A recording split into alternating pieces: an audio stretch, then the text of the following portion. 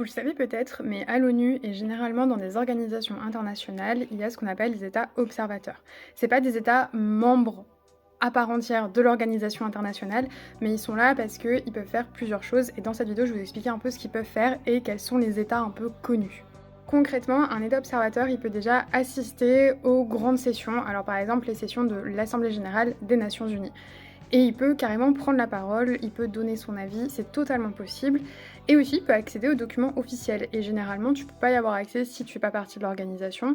Et enfin, il peut signer des traités. En fait, la seule chose, c'est qu'il pourra pas vraiment participer à la négociation du traité, mais si le traité lui convient à la fin, il peut signer. L'avantage de ce statut, c'est qu'en fait, c'est pratique pour les États qui ne sont pas reconnus comme étant encore des États, mais qui ont déjà une forme étatique, notamment avec une autorité gouvernementale, un territoire, enfin, quand ils représentent un peu tous les critères d'un État, mais qui ne sont pas forcément encore acceptés. Et ça permet en fait d'un peu d'avoir une sorte de moyen diplomatique de discuter avec les autres États sans être un État. Maintenant, je vais vous donner 2 exemples. Le premier, c'est la Palestine, depuis 2012, qui est un État observateur. En fait, ça lui donne pas du tout accès au vote ou quoi, mais c'est pratique parce qu'elle peut quand même participer à certains débats et donner son avis.